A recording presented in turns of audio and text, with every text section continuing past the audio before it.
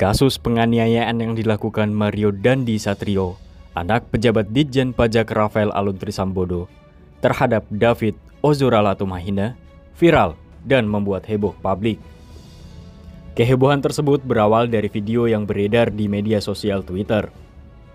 Terekam dalam video berdurasi kurang dari 1 menit, Mario Dandi berkali-kali menendang dan menginjak kepala David yang sudah tak berdaya, sehingga Mario Dandi langsung ditetapkan sebagai tersangka oleh kepolisian dan dijerat dengan pasal 351 KUHP tentang penganiayaan.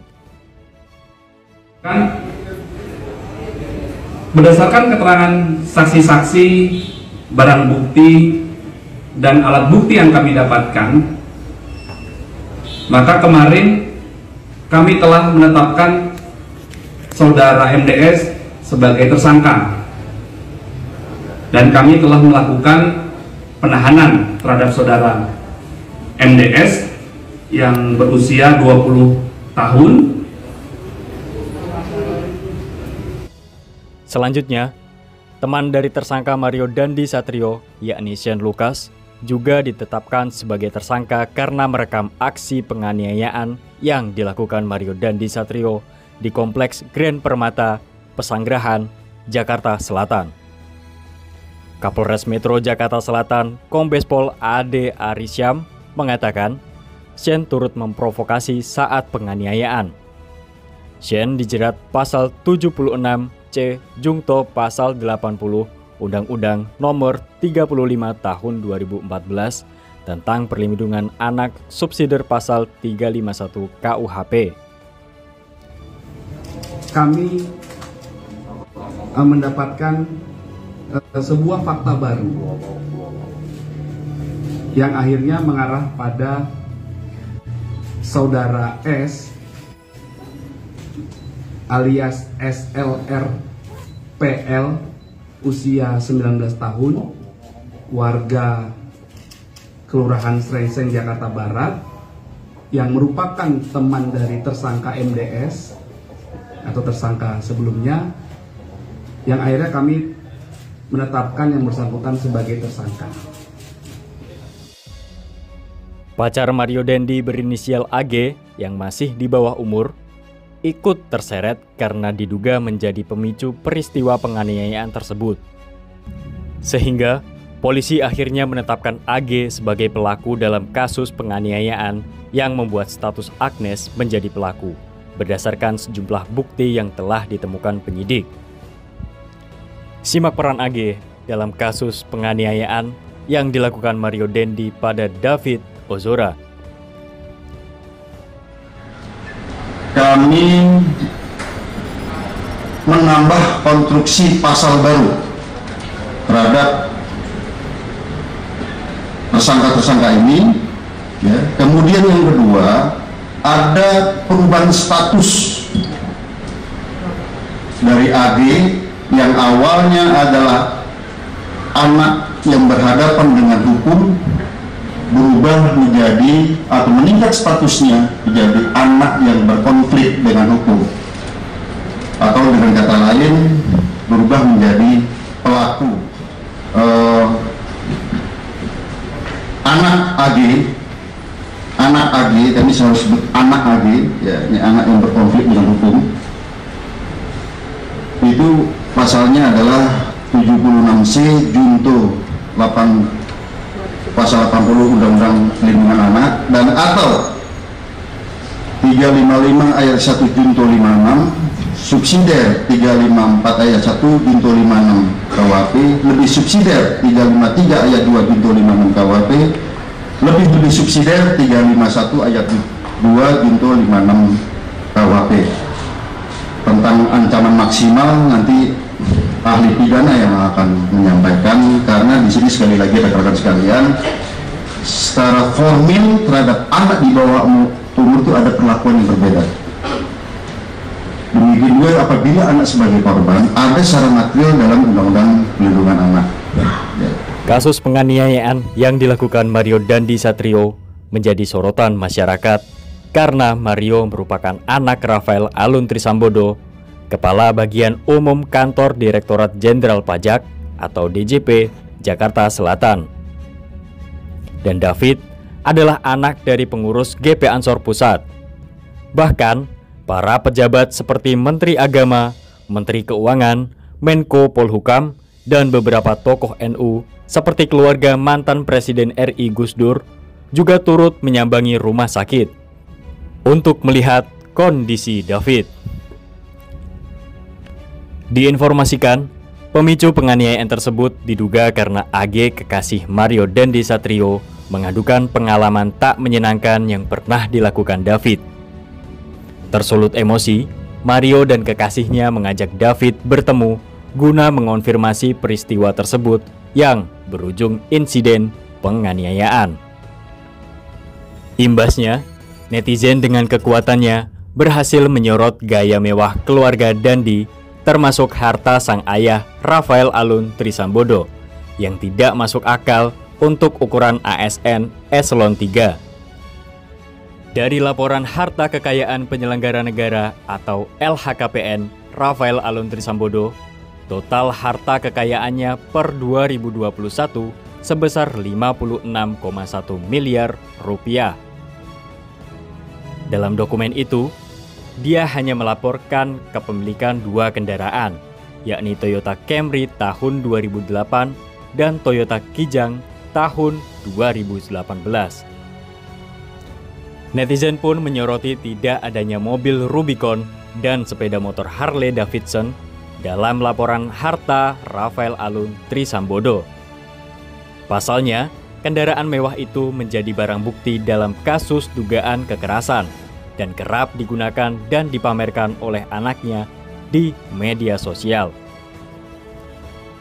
Berdasarkan perbandingan LHKPN, total harta kekayaan Rafael ternyata hanya selisih 2 miliar rupiah dari pejabat Menteri Sri Mulyani.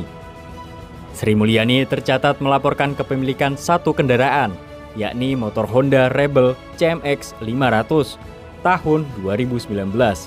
Harta dengan nilai terbesarnya adalah tanah dan bangunan seluas 414 meter persegi senilai 18,6 miliar rupiah.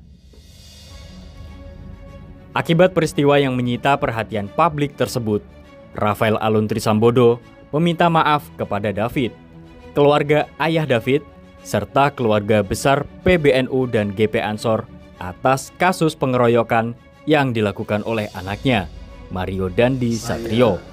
Rafael Alun Trisambodo, orang tua dari Mario Dandi, dengan ini menyampaikan permintaan maaf kepada Mas David dan keluarga besar Bapak Jonathan, keluarga besar PBNU, dan keluarga besar GP Ansor, dikarenakan perbuatan putra saya telah menyebabkan luka serius dan trauma yang mendalam.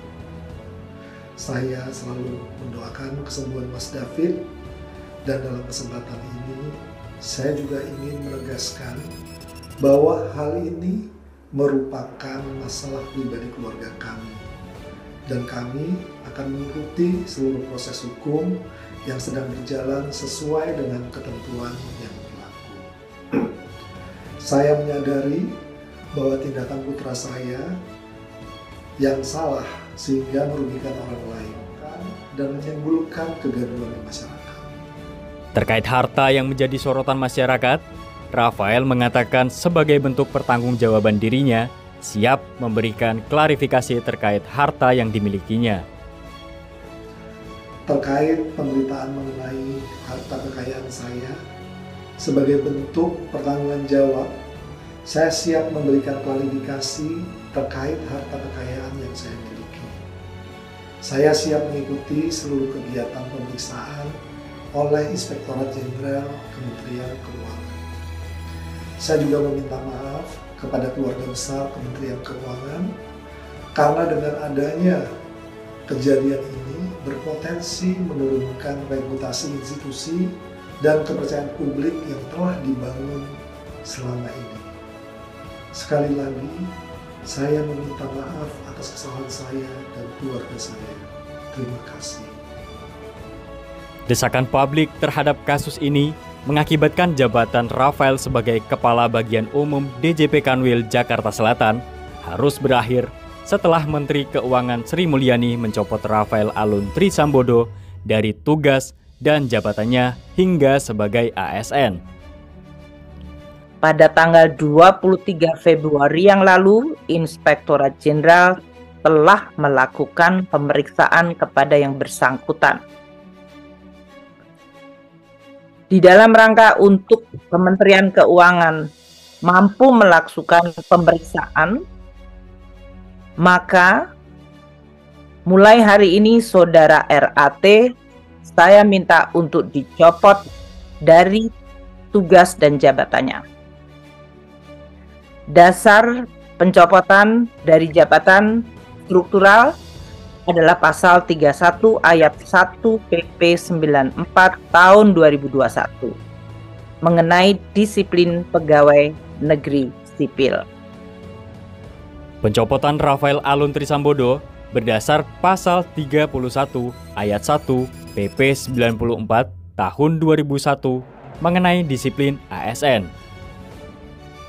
Selain itu, Sri Mulyani semakin geram dan meminta pemeriksaan dilakukan detail untuk memutuskan hukuman terhadap Rafael Alun Trisambodo hingga meminta KPK mengusut harta kekayaannya, meski Rafael Alun Trisambodo yang sempat mengundurkan diri sebagai pegawai Ditjen Pajak Kementerian Keuangan. Pengunduran diri sempat ditolak oleh Wamenkeu Swahasil Nazara. Adalah tentang progres pemeriksaan. Pertama, Saudara RAT. Dari press conference minggu lalu, kita telah sampaikan bahwa Saudara RAT dicopot dari jabatannya. Dapat kami sampaikan di sini bahwa Kementerian Keuangan telah menerima surat pengunduran diri dari ASN dari yang bersangkutan.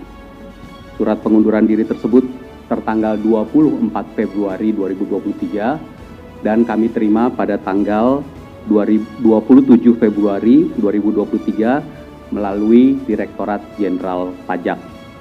Terkait dengan hal itu kami sampaikan di sini bahwa berdasarkan PP nomor 11 tahun 2017 sebagaimana terakhir telah diubah dengan PP nomor 17 tahun 2000 dan kemudian 2020 ini mungkin maksudnya. Dan kemudian juga peraturan Kepala BKN nomor 3 tahun 2000, maka pegawai yang sedang di dalam proses pemeriksaan tidak dapat mengundurkan diri. Karena itu, pengajuan pengunduran diri Saudara RAT ditolak. Dalam menindaklanjuti harta kekayaannya, Rafael Alun Trisambodo sudah menjalani pemeriksaan di KPK soal LHKPN miliknya senilai 56 miliar yang dinilai tidak sesuai dengan milik ASN. Mobil Rubicon yang dipakai oleh Mario Dandi Satrio, putra Rafael, juga diperiksa oleh KPK. Hasilnya, mobil itu disebut bukan milik Rafael, melainkan milik kakaknya. Rafael Alun mengaku mobil Rubicon itu dibelinya dari seorang bernama Ahmad Syaifuddin, warga yang tinggal di sebuah gang daerah Mampang, Jakarta Selatan. Pengakuan Rafael tersebut lantas membuat tidak percaya tim KPK. Tim Direktorat LHKPN KPK akhirnya menelusuri transaksi penjualan Rubicon. Identitas pemilik Jeep Wrangler Rubicon yang digunakan Mario Dandi terkuak. KPK mengungkap Rubicon itu milik kakak dari ayah Mario. Surat-surat mobil tersebut menunjukkan Rubicon yang dikendarai Mario beralamat di dalam gang. Terkait alamat mobil tersebut, KPK sanksi rumah di dalam gang bisa memiliki mobil Jeep Wrangler Rubicon. Terkait kepemilikan Harley Davidson, KPK mengaku belum dapat menelusuri kepemilikan motor itu karena ketiadaan nomor plat kendaraan. 2 hari minggu lalu gitu tim sudah ke lapangan, benar itu memang bukan atas nama yang bersangkutan STNK dan PKB-nya gitu, dan kita datangi alamat yang kita punya gitu, itu gang di daerah Mampang, jadi memang orangnya udah pergi tapi itu alamat di dalam gang. Jadi kita pikir ini tidak mungkin dia punya itu. Tapi barusan diklarifikasi yang bersangkutan itu memang bukan atas nama yang bersangkutan, tapi atas nama kakak yang bersangkutan. Jadi dari yang di gang, lantas dia beli, dia jual lagi. Atas kecurigaan publik dan penegak hukum terkait harta milik Rafael, Pusat Pelaporan dan Analisis Transaksi Keuangan atau PPATK menyatakan memblokir puluhan rekening pejabat Direktorat Jenderal Pajak Rafael Alun Trisambodo dan keluarganya senilai 500 miliar rupiah. Pasca pemeriksaan KPK, status Rafael sebagai ASN Kemenkeu juga dicabut setelah Menteri Keuangan Sri Mulyani menyetujui pemecatan Rafael karena terbukti melakukan pelanggaran berat. Hasil atau temuan bukti dalam audit investigasi itu, Inspektorat Jenderal atau Irjen merekomendasikan untuk memecat saudara RAT. Ironis, di saat masyarakat harus berjuang bekerja untuk makan dan bertahan hidup, oknum pejabat justru hidup nyaman dengan harta yang diduga mereka kumpulkan dari uang rakyat. Hal tersebut dinilai mengkhianati kepercayaan rakyat sebagai pemilik kedaulatan negara ini. Pajak, pajak, pajak. Lari kemana pajak kita? Harta, tahta, wanita? Saya Ainun Najib, Selvi Anggraini, dan Ronald Petrus melaporkan. Holopis Channel bersama untuk Indonesia.